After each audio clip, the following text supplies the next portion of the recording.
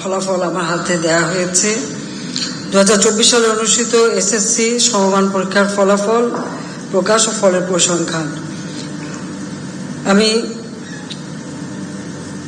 সকলকে আন্তরিক ধন্যবাদ জানাই যে অন্তত 60 দিনের মধ্যেই এই ফলাফলটা আপনারা করতে পেরেছেন। বোর্ডের প্রত্যেকটা চেয়ারম্যান এবং যারা সংশ্লিষ্ট রয়েছেন এবং শিক্ষা মন্ত্রণালয়কে আন্তরিক ধন্যবাদ জানাচ্ছি। আমরা প্রতি বছরই এই ফলাফল আনুষ্ঠানিকভাবে ঘোষণা করি। জানি ছাত্রছাত্রীরা অধিক আগ্রহে বসে আছে তাদের ফলাফল জানার জন্য। আজকে এই অনুষ্ঠানে আমি বক্তব্য দেওয়ার শুরুতে জাতির পিতা বঙ্গবন্ধু শেখ মুজিবুর রহমান, যার নেতৃত্বে আমরা স্বাধীনতা পেয়েছি এবং যারা সংশ্লিষ্ট রয়েছেন এবং শিক্ষা মন্ত্রণালয়কে শ্রদ্ধা জানাচ্ছি। 23 লক্ষ শহীদ, 2 লক্ষ মা বোনের প্রতি বছরই এই ফলাফল আনুষ্ঠানিকভাবে ঘোষণা করি। আমাদের বিজয় জানি ছাত্রছাত্রীরা অধিক আগ্রহে বসে আছে তাদের ফলাফল জানার জন্য। আজকে এই অনুষ্ঠানে জাতির পিতা বঙ্গবন্ধু শেখ মুজিবুর রহমান, যার নেতৃত্বে আমরা স্বাধীনতা পেয়েছি এবং যারা সংশ্লিষ্ট রয়েছেন এবং শিক্ষা মন্ত্রণালয়কে শ্রদ্ধা জানাচ্ছি। 23 লক্ষ শহীদ, 2 লক্ষ মা বোনের প্রতি বছরই এই ফলাফল আনুষ্ঠানিকভাবে ঘোষণা করি। জানি ছাত্রছাত্রীরা অধিক আগ্রহে বসে আছে তাদের ফলাফল জানার জন্য। আজকে এই অনুষ্ঠানে সকলের প্রতি জানাই জাতির পিতা বঙ্গবন্ধু শেখ মুজিবুর রহমান, যার নেতৃত্বে আমরা স্বাধীনতা পেয়েছি। শিক্ষা জাতির শিক্ষা ছাড়া শিক্ষিত জনগোষ্ঠী ছাড়া উন্নতি করা যায় না। সেজন্যই আমাদের সরকার আমরা শিক্ষাকে সকলের প্রতি শিক্ষায় যে অর্থটা আমরা ব্যয় করি সেটাকে আমরা ঠিক ব্যয় করি না। এটা জাতির পিতা বঙ্গবন্ধু শেখ মুজিবুর বলে গেছেন যে শিক্ষায় অর্থ ব্যয় হয় ছাড়া কিন্তু আমরা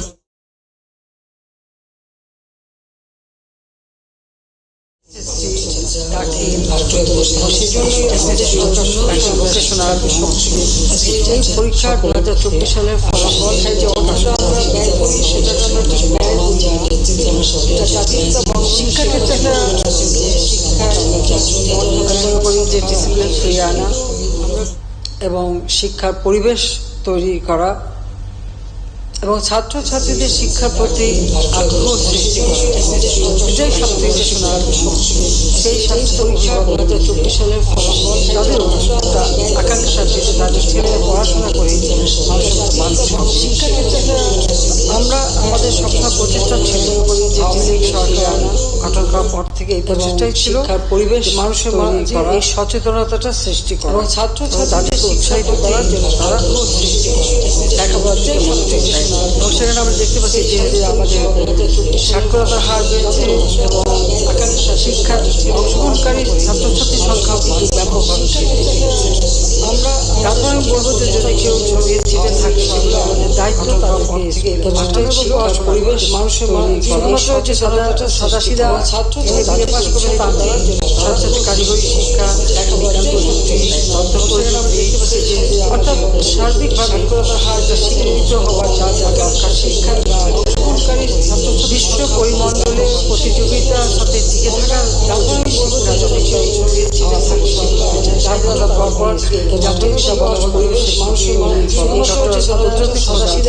বিশিষ্ট বৈজ্ঞানিক তার নেতৃত্বে শিক্ষা কমিশন গঠন করে দিয়েছেন।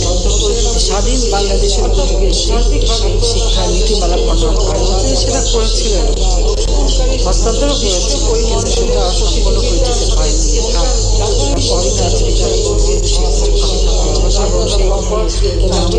নীতিমালা আর কখনো আলোর আওয়ামী লীগ সরকার গঠন করার পর আমরা 96 সালে আবার শিক্ষা নীতিমালা সেই শিক্ষা নীতিমালার আলোকে উপযোগী করে প্রণয়ন করবার জন্য একটা কমিশন গঠন করেছিলাম।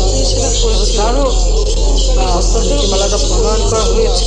2001 আমরা সরকারে আসতে পারলাম না, আবার সেই শিক্ষা নীতিমালা বলতে গেলে আবার নীতিমালা ফ্রিজে চলে গেল। এরপরে আর আওয়ামী লীগ সরকার গঠন করার পর 96 সালে আবার শিক্ষা নীতিমালা দ্বিতীয়বার যখন আমরা সরকারে আসলাম তখন আবার আমরা উপযোগী করে প্রণয়ন করে সেটা বাস্তবায়ন করে যাচ্ছি এবং সময়ের সাথে তাল মিলিয়ে সময়ের সাথে সময়োপযোগী করে সেটা যখনই প্রয়োজন হয় আবার সংশোধন করা, পরিবর্তন করা, এটা আরও সুযোগ হয়ে গেল। আজকে আমরা দেখতে পাচ্ছি মাত্র 60 দিনের মধ্যে ফলাফল ঘোষণা। এমনও সময় আছে মাসের পর মাস থেকে ছেলেমেয়েরা ফলাফলটাই পায়। আমরা একটা নিয়মের মধ্যে চলেছি। সেই সাথে এমনকি যখন কোভিড-19 অতিমারি সমস্ত দেশে সমস্ত কার্যক্রম বন্ধ, সেই সময় অত্যন্ত কষ্ট করে আমাদের প্রত্যেকটা বোর্ড এবং শিক্ষা মন্ত্রণালয় কাজ করেছেন এবং আজকে আমরা যে কাজ করেছে আমরা যে ফলাফলটা দিতে পেরেছি সময় এমনকি আমরা যে বিনামূল্যে বই ফলাফলটাই বা স্বাধীনতার পর আমরা একটা নিয়মের মধ্যে কিন্তু বিধ্বস্ত দেশ যেখানে শিক্ষা প্রতিষ্ঠান সম্পূর্ণ পাকিস্তানি হানাদার বাহিনীরা সেই সময় অত্যন্ত কষ্ট করে সেগুলি আবার মেরামত করেন। একটা বোর্ড শিক্ষার বিনামূল্যে বই কাপড় আমরা ফলাফলটা দিয়েছি স্বাধীনতার পর। যদিও শোনা হলে যাত্রা শুরু করেছিলেন বিনামূল্যে বই কিন্তু যখন স্বাধীনতার পর শিক্ষা গুরুত্ব দেন এবং প্রাথমিক শিক্ষা সমস্ত প্রাথমিক বিদ্যালয়গুলিকে জাতীয়করণ শিক্ষকদের মানে জাতীয়করণ করে শিক্ষকদের সরকারি চাকরি মর্যাদা দিয়ে আমি এটুকু বলবো। এরপর পরে আবার দুর্ভাগ্যের বিষয় যে 75 পরে যারা সরকারি ছিল সেখানে কিন্তু শিক্ষা সেই পরিবেশটা ছিল না। বিশ্ববিদ্যালয়গুলিতে অস্ত্রের ঝঞ্ঝালানি, ছাত্রদের হাতে অস্ত্র, মেধাবী ছাত্রদের হাতে অর্থ তুলে দিয়ে তাদেরকে বিপথে নিয়ে যাওয়া, তাদেরকে মানে ক্যাডার হিসেবে ব্যবহার করা, তাদের হাতে তুলে দিয়ে একটা রাজনৈতিক ভিত্তি তৈরি করার প্রচেষ্টা নেওয়া, সেশন জট প্রতিনিয়ত ছিল এবং সাক্ষরতার হারও কিন্তু আর বাড়তে পারেনি। আমরা 96 সালে যখন সরকারে আসি তখন সাক্ষরতার হার পেয়েছিলাম মাত্র 45%। আমরা উদ্যোগ নিই এবং নিরক্ষরতা মুক্ত বাংলাদেশ গড়েছে এই প্রকল্প নিয়ে প্রতিটি জেলা ভিত্তিক সাক্ষরতার হার বাড়ানো এমনকি বয়স্ক শিক্ষার ব্যবস্থা আমরা করেছিলাম। ফলে আমরা 65.5 ভাগে আমাদের সাক্ষরতার হার উন্নীত করতে সক্ষম হয়েছিলাম। দুর্ভাগ্যের বিষয় যে আমরা এই প্রকল্পটা বিএনপি যখন ক্ষমতা আসে 2001 এটা বন্ধ করে দিল এবং এরপর 2009 যখন আমি সরকার গঠন করি তখন আমি দেখি যে আবার আমাদের সাক্ষরতার হার কমে সেই 44 ভাগে নেমে এসেছে। পুনরায় আমাদের উদ্যোগ আমরা নিয়েছি। আজকে আমাদের 76 ভাগের মতো আমাদের সাক্ষরতার হার বেড়ে গেছে। এটা আমি মনে করি এই 15 বছরের মধ্যে এটা একটা বিরাট অর্জন। সেই সাথে সাথে আমাদের শিক্ষার্থীর সংখ্যাও বেড়েছে। এমনকি বিশেষ করে আমাদের নারী শিক্ষার ক্ষেত্রে মেয়েরা আসলে একটা সময় ছিল স্কুলে যেতেই পারত না, যেত না বা বাবা মাও যেত না, একটা সময় এরকমও ছিল অবস্থা, পরিবেশটাও ছিল না। এখন কিন্তু সেটা নেই। আমাদের প্রাথমিক বিদ্যালয়ে আমরা দেখছি মাত্র 54% ছাত্রীরা যেত, আজকে 98% ছাত্রীরা যায়। আর এখানে ফলাফল দেখে যে জিনিসটা আমি দেখলাম, আমি হিসাব করছিলাম যে প্রত্যেকটা বোর্ডে কোথায় আমাদের শিক্ষার্থী বা পরীক্ষার্থীর সংখ্যা কত। মাত্র দুটো জায়গায় দেখলাম ছাত্র, 3টা বোর্ডে বোধহয় ছাত্র সংখ্যা একটু বেশি, অন্যগুলিতে মানে প্রায় সমান সমান। অধিকাংশগুলিতেই দেখা যাচ্ছে যে ছাত্রীদের সংখ্যা বেশি। এটা একদিকে খুশির খবর, আমি বলবো এটা একদিকে খুশির খবর, কারণ নারী শিক্ষার উপর আমরা বেশি গুরুত্ব দিয়েছি। আর জাতির পিতা বঙ্গবন্ধু শেখ মুজিব স্বাধীনতার পর তিনি নারী শিক্ষা SSC পর্যন্ত সম্পূর্ণ অবৈতনিক করে দিয়েছেন। প্রাথমিক বিদ্যালয় প্রাথমিক শিক্ষা সম্পূর্ণ অবৈতনিক করে দিয়েছে এবং নারী শিক্ষা সেটাকে আমরা অন্তত SSC পর্যন্ত এখন অবৈতনিক আছে, সেটা আমরা করতে পেরেছি। এবারে আমরা দেখতে পাচ্ছি আমাদের 11টি শিক্ষা বোর্ড, মোট পরীক্ষার্থী 20,38,150 জন, ছাত্র সংখ্যা 9,99,364 জন, ছাত্রী সংখ্যা 10,38,786 জন। কারণটা আমাদের খুঁজে বের করতে হবে। আমার কথা হচ্ছে কেন ছাত্ররা কম। এবারে আমরা দেখতে পাচ্ছি আমাদের 11টি শিক্ষা বোর্ড, আমি এটুকু বলবো যে এখন থেকে আমাদেরও সেটা উদ্যোগ নিতে হবে যে কারণে আমাদের ছাত্ররা কমে যাচ্ছে। পাশের হারের ক্ষেত্রে দেখা যায় অনেক ক্ষেত্রে মেয়েরাই অগ্রগামী। কারণটা সেটা খুব ভালো কথা, কিন্তু তারপর আমি বলবো যে এই বিষয়টার দিকে আমাদের দৃষ্টি দিতে হবে। আমরা তো ঠিক সঠিক সময় বিনামূল্যে বই দিচ্ছি, আমরা বৃত্তি দিচ্ছি, এবং প্রাইমারি থেকে সেই এখন তো উচ্চশিক্ষা পর্যন্ত বৃত্তি আমরা দিয়ে যাচ্ছি, উপবৃত্তি দিচ্ছি। আমাদের ডিজিটাল বাংলাদেশ আমরা গড়ে তুলেছি। যখন কোভিড-19 সময় ছাত্রছাত্রীরা যেতে পারতো না স্কুলে, আমরা তখন মানে আমাদের কয়েকটি শিক্ষা প্রতিষ্ঠানের ক্লাসগুলি টেলিভিশনের মাধ্যমে প্রচার করা, অনলাইনে প্রচার করার ব্যবস্থা করে দিয়েছিলাম, এবং অনলাইনে ক্লাস নেওয়াও আমরা ব্যবস্থা করেছিলাম, যাতে করে কোনো মতেই ছেলেমেয়েরা যেন শিক্ষা থেকে দূরে না যেতে পারে। মানে আমার ঘর আমার স্কুল, সেই ব্যবস্থাটাও আমরা নিয়ে শিক্ষা কার্যক্রমটাকে অব্যাহত আমরা রেখেছিলাম। কাজে এখন থেকে সমস্ত ফলাফল থেকে শুরু করে সবকিছুই ডিজিটাল পদ্ধতিতেই করা হয়, সেখানে অন্য কোনো কিছু করবার কোনো সুযোগও থাকে না। কাজে আমি এটুকু বলবো যে আজকে যারা ফলাফলটা ঘোষণা করছি, সেখানে যারা পাশ করেছে, কৃতকার্য হয়েছে, তাদের সবাইকে আমার আন্তরিক অভিনন্দন জানাই। সেই সাথে তাদের বাবা মা, অভিভাবক, তাদেরকে আমার অভিনন্দন জানাচ্ছি, এবং যারা এই শিক্ষা তাদেরকে শিক্ষাদান করেছেন, আমাদের সেই শিক্ষক থেকে শুরু করে সকলেরকে আমার অভিনন্দন। আর যারা হয়তো এবার কৃতকার্য হতে পারেনি বা ফেল করেছেন, তাদেরকে আমি বলবো যেখানে মন খারাপ করার কিছু নেই। একবার এরকম হয়তো মানুষের জীবনে আসে, কিন্তু তারা যদি আবার ভালোভাবে মন দিয়ে পড়াশোনা করে, আবার উদ্যোগ নেয়, তাহলে আগামীতে পাশ করতে পারবে।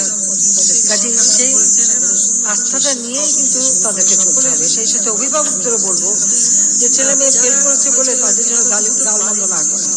তার কারণ হচ্ছে যে ফেল করছে তার নিজেই তো মনের কষ্ট, তো বাবা মা সেখানে আবার আরো কষ্ট কেন দেবে? কারণ তাদেরকে সান্ত্বনা দিয়ে তারা আরো মনোযোগ দিয়ে পড়াশোনা করে, সেই দিকে তাদের দৃষ্টি দেওয়া উচিত, তাদের সহানুভূতি দেখা উচিত। কারণ বাবা মা যদি এখানে রুষ্ট হয়, গালিমন্দ করে, তাহলে দেখা যায় অনেক সময় ছেলেমেয়েরা সেটা সহ্য করতে পারে না, কিছু ঘটনা ঘটিয়ে ফেলে। তো নিশ্চয়ই আমি চাই যে বাবা মা বা অভিভাবক চাইবেন না তাদের সন্তান হারাতে। সেই জন্য তাদেরকে সহানুভূতির সাথে দেখে কেন সে পারলো না সেটা খুঁজে বের করে তার সেই সমস্যাটা দূর করে তাকে পড়াশোনার দিকে আরো মনোযোগী করে আবার যাতে সে পরীক্ষা দেয় সেদিকে দৃষ্টি দেয়। কারণ এই আমি অন্তত আমার নিজের অভিজ্ঞতা বলতে পারি যে ছেলে মেয়েদেরকে ওই পর বেশি পড়লে পরে তাদের ওই পড়ার আগ্রহটা হারিয়ে যায়। কিন্তু পরিবেশটা তৈরি করে যদি সাথে নিয়ে বসা যায়, তাহলে তাদের পড়ার দিকে এমনি আগ্রহ থাকে এবং তারা ভালো পড়াশোনা করে।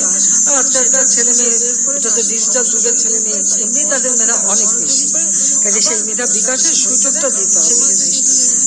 আমরা আমাদের যেটা লক্ষ্য যে আমরা সার্বজনীন শিক্ষার ব্যবস্থাটা নিতে চাই। আর সেই সাথে সাথে জাতির পিতা প্রথম ৭৩ সালে বিশ্ববিদ্যালয় মঞ্জুরি কমিশন গঠন করে দেন। ১৪ সালে বিজ্ঞান ও প্রযুক্তি গবেষণা ও আণবিক শক্তি বিভাগ নামে শিক্ষা মন্ত্রণালয়ের অধীনে স্বতন্ত্র বিভাগ সৃষ্টি করেন। অর্থাৎ জাতির পিতা বঙ্গবন্ধু শেখ মুজিব কিন্তু বিজ্ঞান প্রযুক্তি শিক্ষাকে গুরুত্ব দিয়েছিলেন। বেতবুনিয়ায় ভূ-উপগ্রহ কেন্দ্র প্রথম তিনি করে যান, যার উপর ভিত্তি করে আমরা স্যাটেলাইট বঙ্গবন্ধু ১ উৎক্ষেপণ করি। জাতির পিতার পতাকা অনুসরণ করেই আমরা চলছি।